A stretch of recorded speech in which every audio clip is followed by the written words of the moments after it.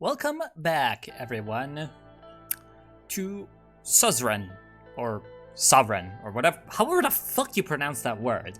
Anyway, this is a political sim that just came out in the something like Crisis in the Kremlin, to speak human. And I asked the devs to send me a key because one, it looked interesting, but two, especially because my Discord server was killing me. Because they wanted me to play this, they're fucking obsessed with it. Haha. Darkish poem. If there's the cutscene, I'm gonna shut up. But basically, it's about playing as a mid-20th century fictional republic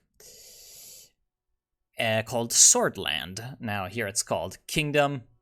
Ah, okay. So, because at the beginning there's, in the lore, I watched a video on it, this country, Sordland, used to be an autocracy, but it went through essentially a whole bunch of upheavals and revolutions in the early 20th century, as is very often the case. So, okay, you open your eyes to this world you came from. So it's like a bit of a Mountain Blade. Like you need to choose your background.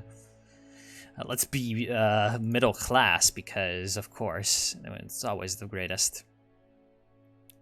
Your parents named you Anton. As the only child of a diligent civil servant, you lived quite an ordinary childhood.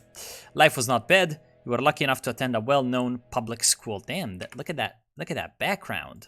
That's epic. I'm gonna screenshot it.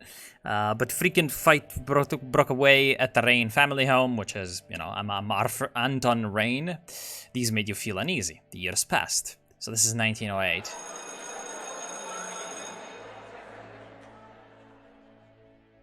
And the revolution. So the kingdom was no more. The Republic of Sordland was born.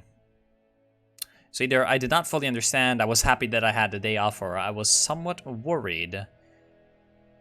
Let's say, actually, 15, I would probably have a pretty good idea of what was going on at 15, so personally, I would probably be happy that I had the day off, but yeah, sure, let's pick this. I wonder if that goes into any stats. So you had the opportunity to choose between several studies. You choose law, economics, or history. Let's be historical.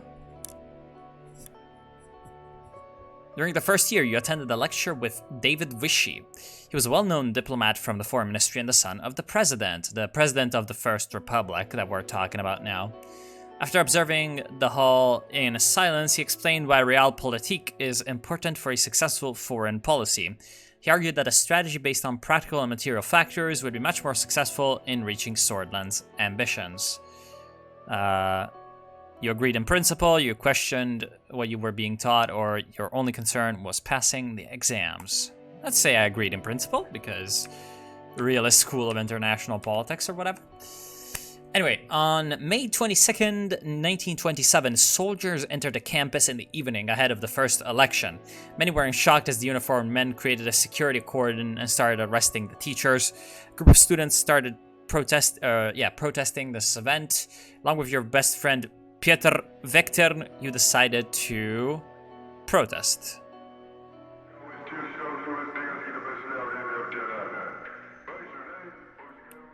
One of the officers made a loud announcement that echoed through the campus.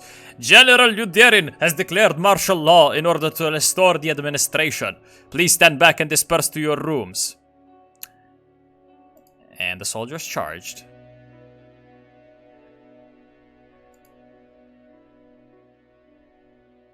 Let's face it, we all probably would be running away. It was a gloomy year.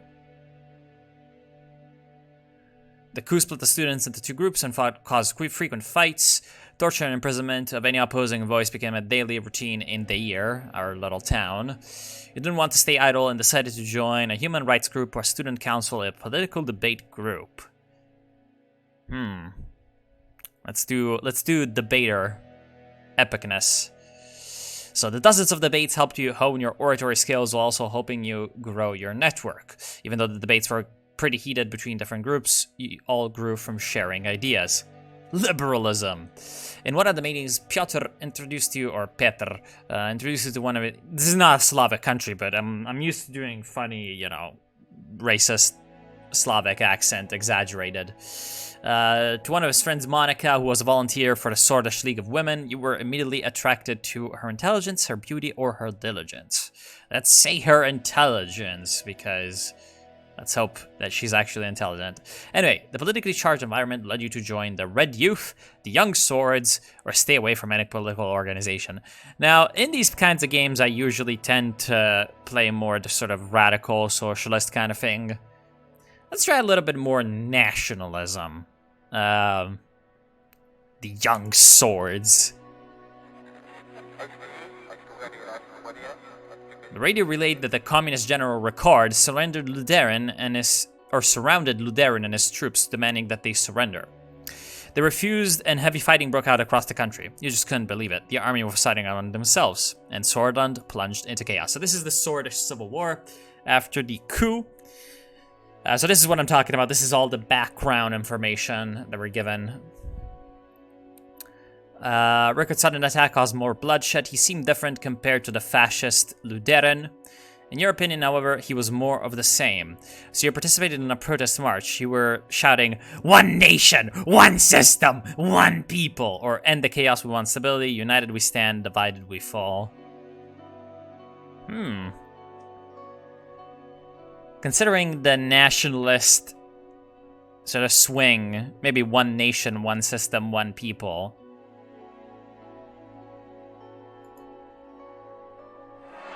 Sounds pretty good.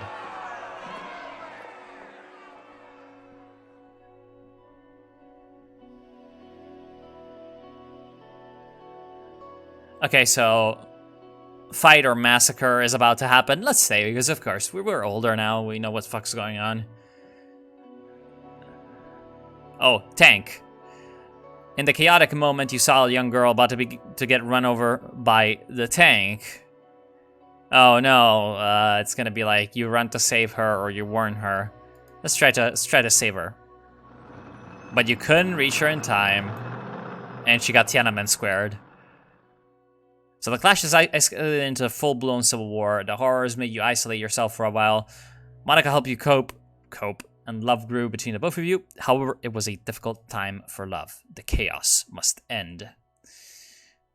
And in 1929, the charismatic colonel Tarkan Sol orchestrated a sudden coup and brought an end to the chaos. He brought a new constitution and restored stability. The people saw him as a savior. He formed the United Sordland Party, the USP, and ran as a presidential candidate in the first ever election.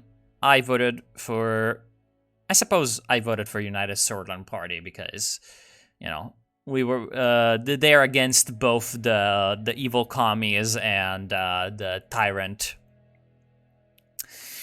Anyway, USP won the election by a large majority. After graduation, you kept seeing Monica and noticed her interest to marry. However, a letter arrived from the military calling you to fulfill your compulsory service, of course. Devastating civil war broke out in the neighboring country Vechlen, in the Bergia region. The distinguished Major Josef Lancea ordered you to lead your squad on a border patrol mission. It was a very cold winter when you began to marching out of Gumren outpost. You could see your own breath because it was cold. After several hours of marching through the snowy hills, distant noises were heard. Visibility was too low to confirm the source. The squad crawled information and found a spot to observe. A group of refugees had made it beyond the border fence. I either escorted them back or let them slip through.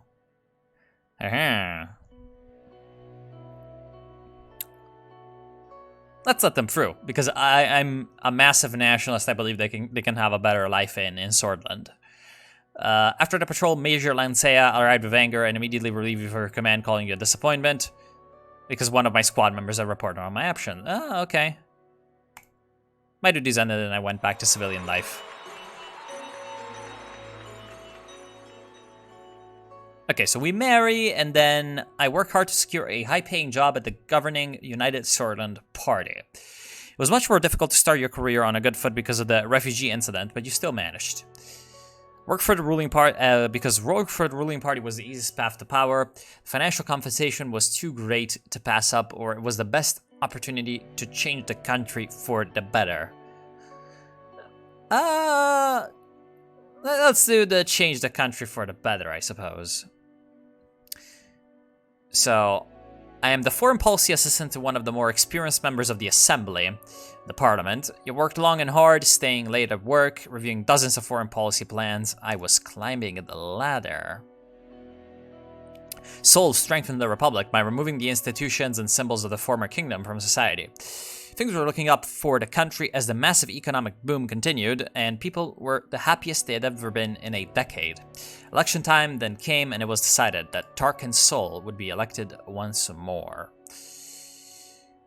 The preparation was the most comprehensive trade agreement with Agnolia was occupying most of your personal time, of course, as an assistant on foreign policy. But your significant contribution to the trade talks triggered an invitation to meet President Tarkin Seoul himself, who offered you a key position. You were to become the youngest member of the assembly. Either I accepted right away or I accepted with doubts. No, I accept right away because, of course, I want to get in. As the youngest MP, it was difficult to connect with the influential inner circle. You needed allies, so you brought Piotr as your right-hand man. The birth of your son, Frank, provided you a brief moment of joy and relief. You sacrificed work to spend time with your family, or sacrificed family to improve your position in the party. I guess a little bit of family man-ness. During your absence, Piotr found trustworthy contacts and strengthened your position in the party. At the same time, President Seoul increased his authority over the years. His growing ego started to cause strife within the party, and the cracks began to show. In October 1945, President Seoul barely secured a majority in the election against the opposition leader. Over the past year, people were growing discontent with the corruption and the worsening quality of life. Meanwhile, calls for a united Sordland Party Congress became louder as the leadership started to struggle. You either watched from the sidelines, kept supporting the president, or joined the internal opposition. Well, I mean, clearly the winds are turning against Seoul, even though, like, I could be loyal to him because he gave me the position or whatever, but I'm gonna join the internal opposition. You gave your support to Ewald Alfonso, a reformist and talented business magnate who was the main contender for party leadership. This guy's apparently gonna be the upcoming figure. In a desperate effort to secure votes from the Congress, President Seoul was meeting party members one by one, but he didn't approach you. The party Congress was nothing short of impressive. The banners of the United Sordland were decorating every possible spot. Thousands of influential political figures, lobbyists, and benefactors gathered for this turning point. The voting for the leadership began. I voted for Tarquin Seoul or Ewald Alfonso. I mean, he didn't approach me, so I'm gonna vote for Alfonso. So the leadership vote was won by Ewald Alfonso. During the Congress, Seoul announced his retirement from politics. He knew the structure he had established was to stay. The country had become increasingly authoritarian. You were happy that Seoul was finally leaving, were troubled by the departure of Seoul, didn't care about who was in charge. Let's say that I don't particularly care about who's in charge. I just care that, this shit gets done, nigga. A month later, a daughter was born. Monica named her Diana. She motivated you during the tumultuous period in the party. General elections were approaching. The United Sordland Party was under the new leadership of Ewald Alfonso. I joined the party effort and campaigned for him. Here's the USP banner in the background. Apparently a purple flag with a yellow 6-pointed sun? No, more like 8 points. Okay. The extensive privatization program proposed by Ewald Alfonso secured an election victory for the United Sordland Party. Over the next years, you did your best to make Sordland a better place, tried all that was necessary to climb up the ladder, dedicated yourself to the party and its success.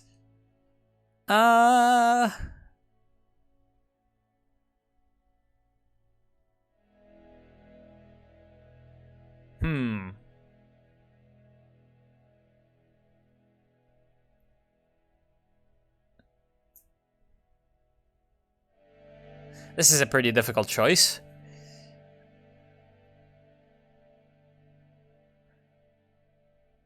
Childhood was necessary to climb up the ladder. The presidency of Ewald Alfonso saw many bold reforms, but was followed by a serious economic recession. I mean, privatization, economic recession, incredible. The other parties announced their bids for the 1953 election, but the unfair system hampered all opposition efforts to win. You thought that your party could not survive another crisis, were worried about the economic recession, or were worried that your reputation would be tarnished along with Alfonso. Now that's something that I'm kind of worried that the game is going to take into account, because they did support him in a few, things. But I think I'm more worried about the economic recession.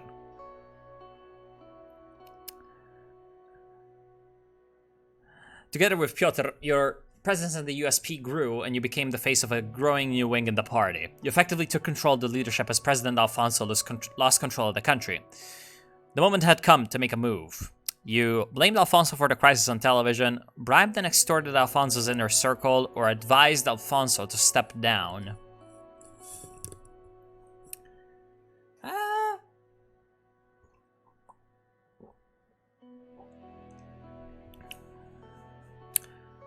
Let us advise him to step down, because... Oh.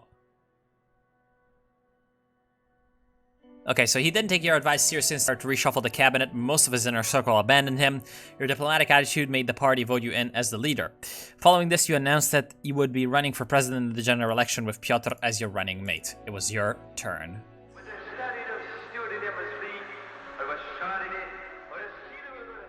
So after visiting every city and town during the campaign, you made a speech on state television. You promised to enact democratic reform or preserve national values. Of course, we're going to preserve national values.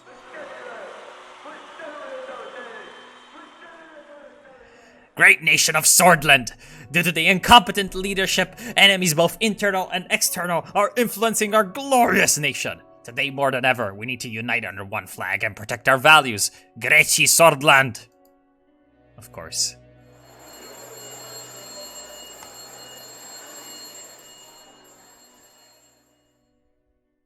So here we are. Chapter 1. President and Reign.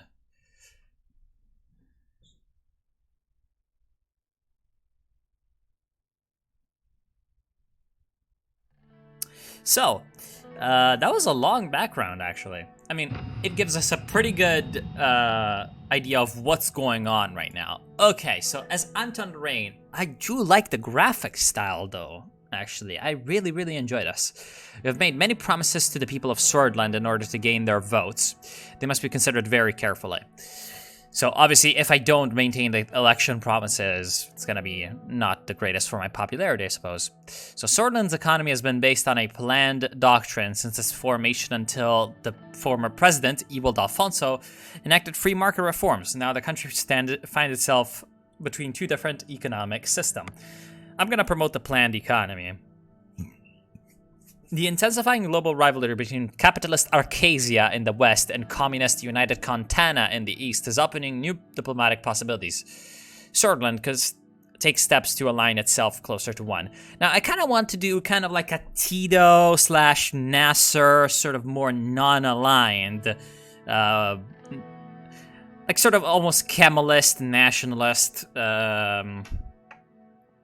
Arab nationalist, again, Titoism kind of deal.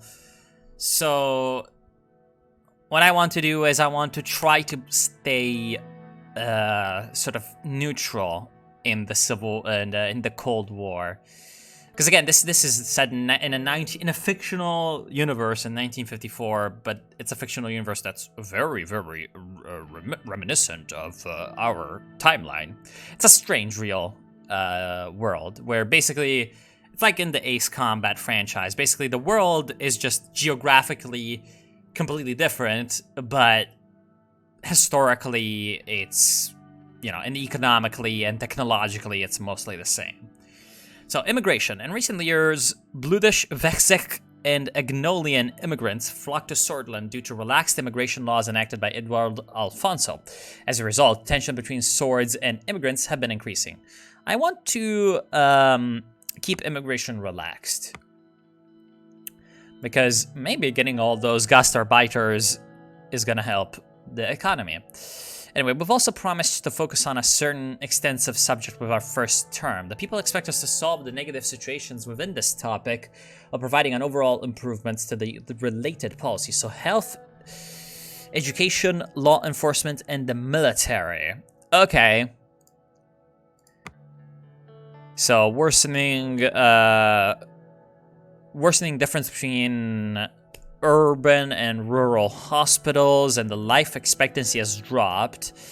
Lack of schools, teachers, and even classroom equipment in certain areas causes massive gaps. Law enforcement or the military. The military protects the country from hostile threats, and while some see it as a massive financial burden, others argue it is a critical deterrent. Now, with this playstyle that I have in mind, I definitely want to strengthen the military, but I feel like education is going to be this is where my real world sort of bias comes in. Education is just always a good idea.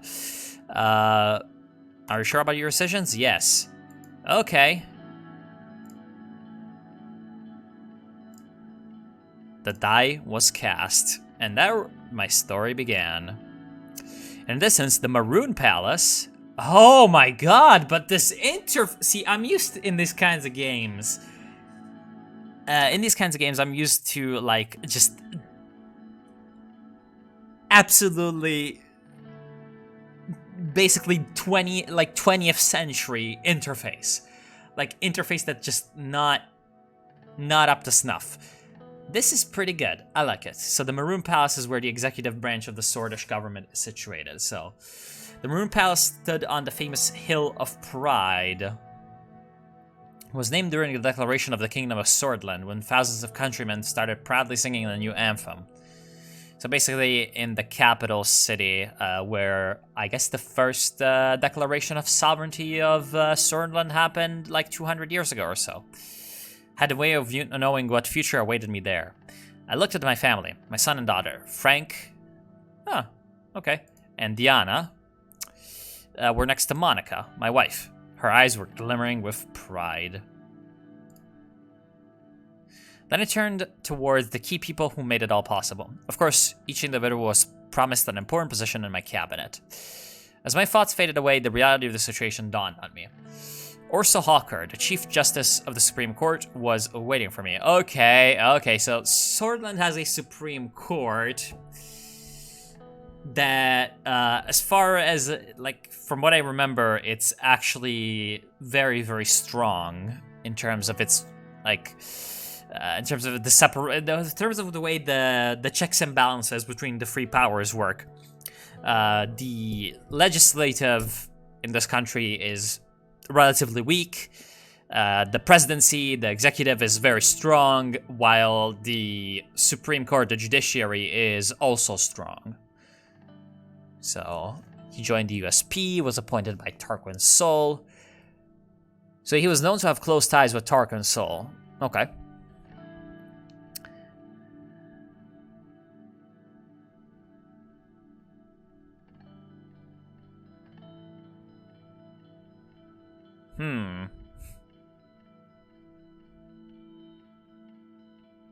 A staunch establishment supporter, he represents the majority of the Supreme Court. He's regarded by one of the most powerful and divisive figures in Swordish politics. So he's basically an old guard kind of person. The time for the oath has come. I am ready.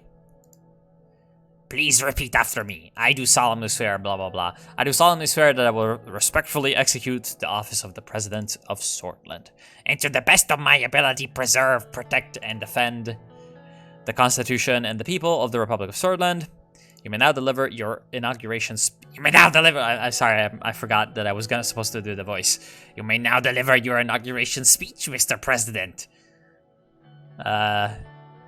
Thank you. It is an honor. Let's begin. It is an honor. Sir. Oh, I get to do a speech. Okay. My fellow swords.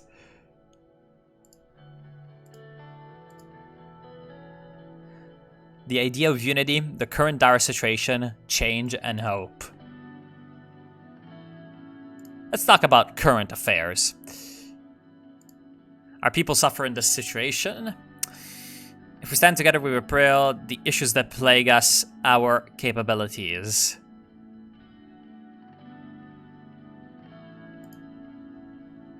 Let's talk about the issues. Insufficient infrastructure, houses without electricity, without water, we have crime in our streets, unemployment within the youth, and we still have injustices in the government that plague us. I promise you we will stop the recession and eliminate poverty. The future awaits us. First we must provide our broken cause. That seems like not the best promise to make it super early on. Sordland is above all in the world. No. We will stop the recession and eliminate poverty.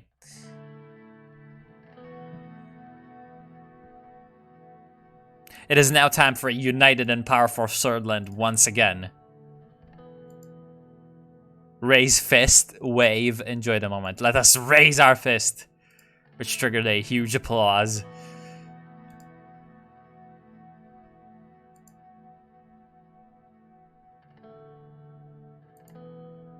Hello, Mr. President. My name is Sergei Volkner.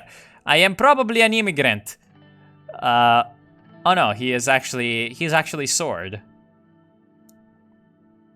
Damn, I can't really understand if these people are supposed to be like Slavic or Spanish or Turkish. So, hello, Mr. President. Hello, Mr. President. Still under the effect of the speech I made, hearing my new title made me smile. If you allow me to introduce myself, I am Sergei, your new driver. I am also Polish. It's a pleasure. The pleasure is all but mine, Mr. President. We'll be heading towards Palace. So, okay, I found myself lost in thoughts again, barely paying attention to what he was saying. He suddenly made a gesture towards the much closer palace. Isn't it a beauty, the Maroon Palace? He was right. Sunlight glinted off the palace's many maroon-colored domes. It was so bright that I had to look away. Every time I look at it, I am reminded of my duty to the nation. It's just a building, sir. Yeah, I love the possibility to be cynical.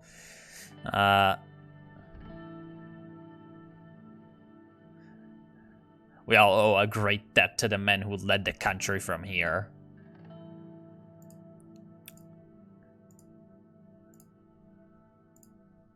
You have a great day, Mr. President.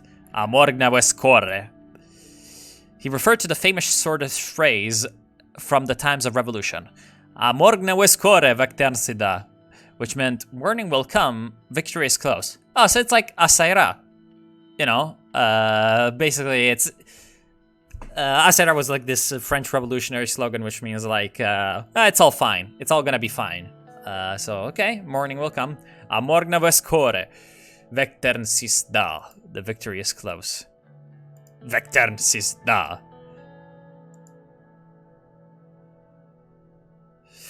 Okay, here we are. I suppose introduction 100% open. There's a shit ton of news. There's different newspapers. Geopolitical, Economists, Radical, La Haven Times, Sordland Today, and the Whole Sword Post. Interesting. So this is this all Sordland? Yeah, it looks like it. Up here, I mean, of course, the first thing I do as a paradox person, the first thing I need to do is stare at the map and look at, like, where everyone is. Damn, this is, like, well made. Holy shit, when I hover over someone... Republico de Lesbia! Yeah, these people are definitely Mediterranean down here. So there's Lesbia down here. Haha, read the reports from Lesbia. Congratulations from President Alvarez. President Alvarez congratulated you for the results and spoke about his hopes to have a beneficial partnership in the future. He best wishes the Surdish people and warned us about the threats of the encroaching Malyenevist, so commies, from United Cantana from the east, emphasizing the importance of unity in our continent, Mercopa, Merkel Europa. So Malyenevism is the communist theory advocated by Kontanin revolutionary Leon Malyenev. I think that this is supposed to be like a Trotskyist. Yeah, so basically they're super Trotskyist. Malyenevists are critical of the theory of socialism in one country in favor of Malyenev's theory of permanent revolution. So basically, in this world, the Soviet Union is Trotskyist.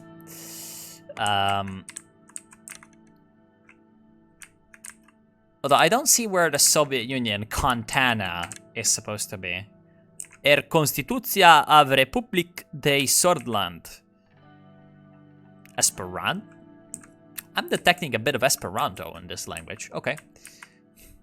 Dude, like, this is really seriously well made. Like, okay, so if you want to go straight ahead to the gameplay, skip ahead to the next video. I'm gonna be spending the rest of the episode looking at, you know, basically everything before I, you know, start to end turn, essentially. Man, even the little report is written in the, you know, invented language. Based.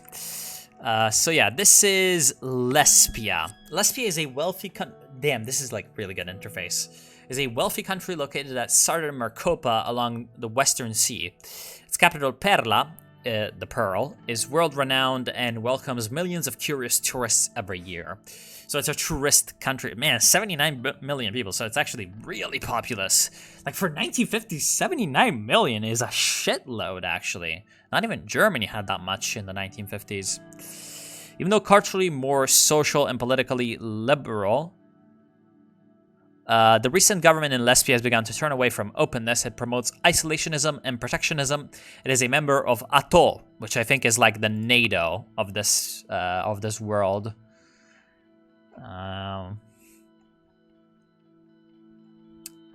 Right? The Arcasian Treaty Organization, ATO, which was created to counter the influence of Malyenevism and United Kontana's military capabilities.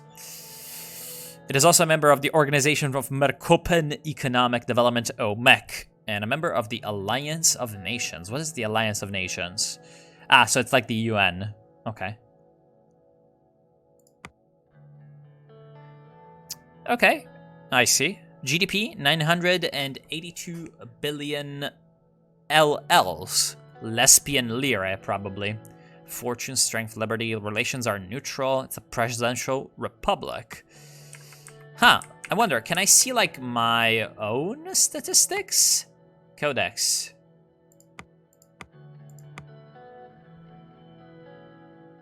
Can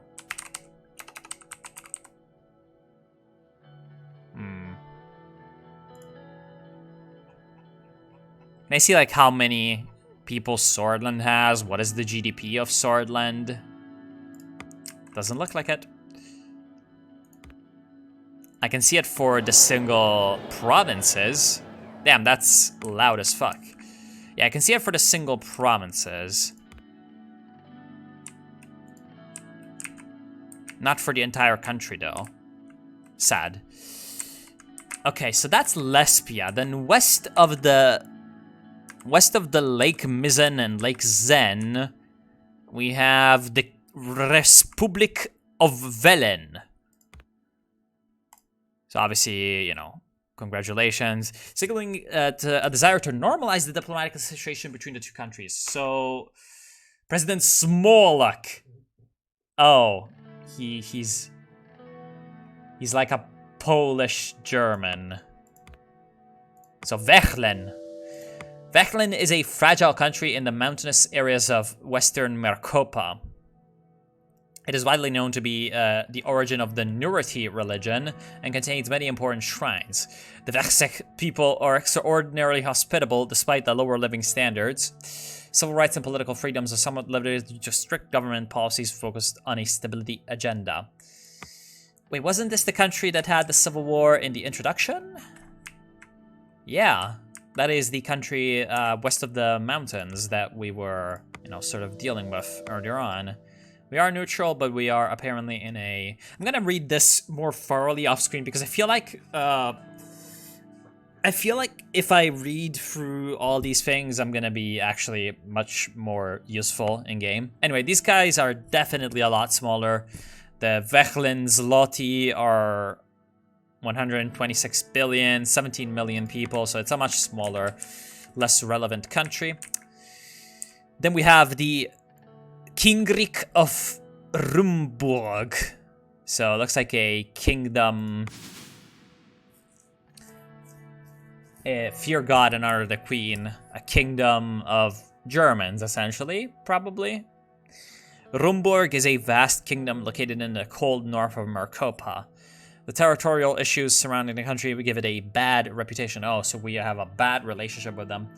As a people, Rumburgians are loyal, proud, and stubborn. For centuries, they've clashed with the southern kingdoms due to their disadvantageous geographical position. The kingdom has grand global ambitions, but lacks the key resources to fulfill them. Okay, so they're Belka, essentially. The leader is Beatrice Livingston. And Farnborough. Oh, so they're also a little bit British. 121 million people. So there's a shitload of these guys. And I'm already feeling threatened by Rumburg, who, you know, we have a big old border with. Okay. And then the last two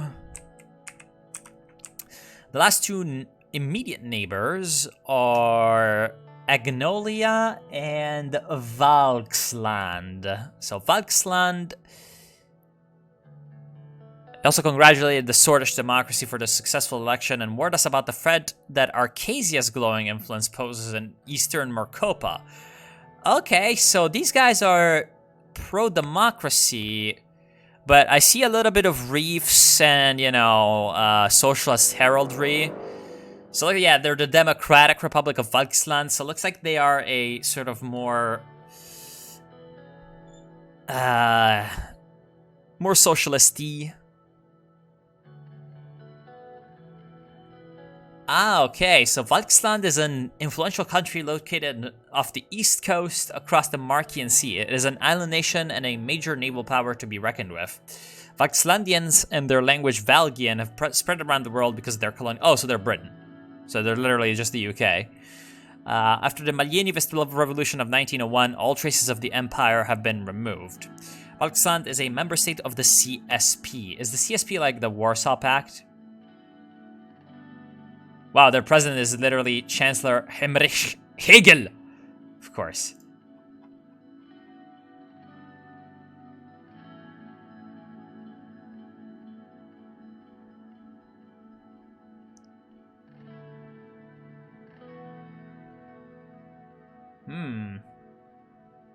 Yeah, so they had a democratic, commie, Malyenivist revolution.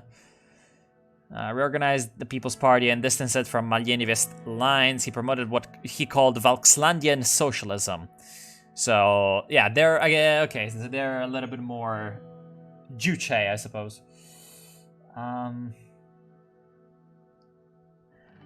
Basically, they're reformist. They're the reformists from our timeline's Warsaw Pact.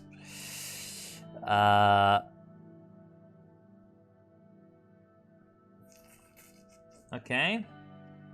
Example state on civil rights by the Alliance of Nations after revolutionary reforms. They are a member of the Contanin Security Pact, which was created against the growing threat of Arcasian capitalism and neo-imperialism. It is a member of OMEC and the Alliance of Nations. So the CSP is basically the Warsaw Pact. Okay.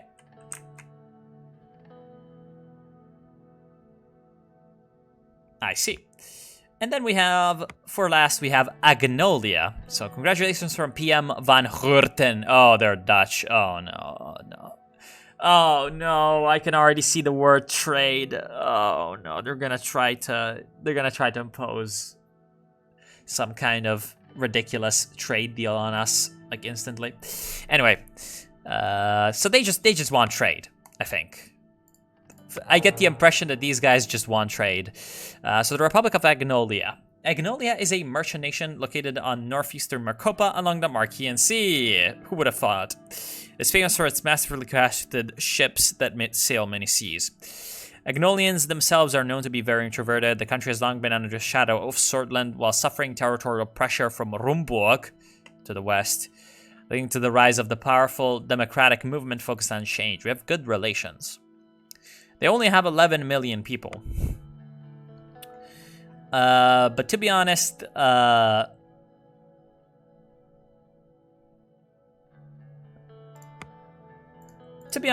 am happy that these guys exist because they look to be a pretty simple, easy trading partner. Then, I guess the last thing to do to get a full grip on this, well, maybe not a full grip, but a full, initial grip on the situation is looking at, wow, you can even have information on the single cities. But no, I kind of want to look at the capitals of the different provinces. To get a feel of sort of the different provinces and what they're all about. So Valgen. Valgen is the region of Gruni. So this is what I want. I want to look at the regions. So Gruni is the 4th largest region. Its capital is Valgen down here. Gruni is the 4th most populous of Sordland's 7 regions with around 4 million inhabitants.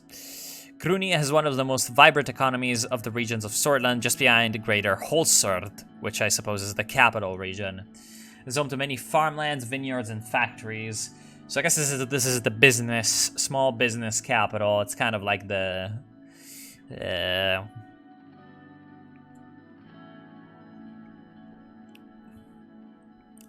like the Pennsylvania, the New York, the Massachusetts, the Zhejiang, that kind of shit. Okay. What about Greater Holsord? So this is the 2nd largest region, not the largest. Oh, the largest is Nargis, I guess. This is the region of the capital, Holsord. It is the most populous region of Sordland's 7 regions with more than 10 million inhabitants. Greater Holsord has a vibrant economy contesting with the region of Nargis, which is to the northwest. It's the other big one. There's home to many large-scale businesses and from various industries, particularly construction, logistics, mechanical engineering, as well as banking and tourism. Okay. What about Loren? Loren is the 2nd smallest region. Around 3 million inhabitants as the least populous region. Okay. Loren fell to become one of the weakest economies among the regions of Sordland after the recession of 1951. It is home to many coal mines and factories, as well as the largest forestry industry in Sordland. It relies heavily on mining, forestry, and energy industries. Okay, so I guess it was connected to the state industrial apparatus, and so the market reforms kind of fucked it over. The Nadam Mining Group, Woodland Forest, and Sordish Grid Corporations employ a large portion of the populace of the region. How about Gelsland? So Gelsland is the smallest region of Sordland. It doesn't look like it from the map. 3.5 million inhabitants. It is one of the most vibrant economies of the region of Sordland, just behind Greater Horsord and Gruni. It's home to many factories, research centers, and small businesses. It is known as the Technology and Science Center of Sordland. During the last decade, producing sectors, in particular the mechanical engineering and electronics industry, experienced substantial growth. We have a lot of manufacturing and tourism. Okay. Then we have Bergia. Bergia is the only landlocked region of Sordland, bordering the regions of Nargis, blah, blah, blah. 6 million inhabitants. The region is also called by its, sometimes called by its old name in Bludish, Bludia. Bergia encompasses most of the geographical region of Greater Bludia, which is, I suppose, a sort of minority culture within Sordland. A prison nation, but excludes Bludish areas which today lie in the northern parts of Vechlin and Lespia. Okay. It's home to the largest number of Bluedish people in Sordland, which is also the biggest minority of the country. Bergia has a vibrant economy, but remains among the regions with the highest unemployment rate. The Bergia Steel Corporation is the biggest business that operates in the region. The Soldam, or Soldam, can I see it on a map? No, unfortunately. Which powers almost a fourth of Sordland, is also located here. Let's hope that no one tries to destroy it. You know, like the disaffected minority that's probably gonna have some terrorist elements that want independence. Yeah, let's protect the dam. That doesn't sound like it's a good idea to lose the dam. Okay, then we have North Nargis, the largest region of Sordland.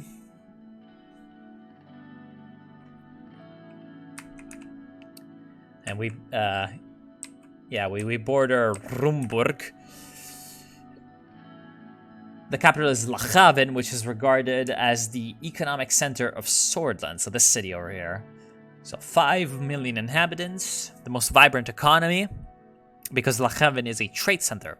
However, it contains the largest area of undeveloped and empty land in Sordland. I'm guessing this vast western region contains large amount of oil and other untapped national resources. The region relies heavily on oil, natural gas, agriculture, and tourism. Gassam Corporation operates largely in this region. And then lastly we have Agenland. So Agenland is the 5th largest region of Sordland. It is 4 million in residents. So if my counting is like correct, we should have something like 40 million people. Because it seems like, yeah, something like that. So the region is sometimes considered to be a part of the geographical region of Greater Agnolia. Due to it being part of Agnolia decades ago, it is home to the largest amount of Agno-Sordish people in Sordland, which is also the second biggest minority in the country, I suppose after the Blusians, or whatever the fuck their name was. Agenland is the poorest region of Sordland and has a stagnant economy. It remains among the regions with the highest unemployment rate. It contains a vast amount of hills and small coastal towns. Its economy relies heavily on trade with Agnolia. Oh, up here. Okay. And fishing. A large number of Agnolian companies used to operate in the region, but most of them left the country in the last decades. A hotspot for tourism, Duru Island, which is this cool island over here, is considered to be a part of Agenland and connected to the administrative capital of Arbory. Okay. Well, we have a pretty decent idea of what's going on in this world. And I suppose that's going to be it for today's first episode. So I hope you all enjoyed this first look at Suzerain. And then the next time we're going to be jumping straight into the, you know, presidentialing part of being a president. So yeah, thank you all for watching. Hope you've enjoyed, and I'll see you soon.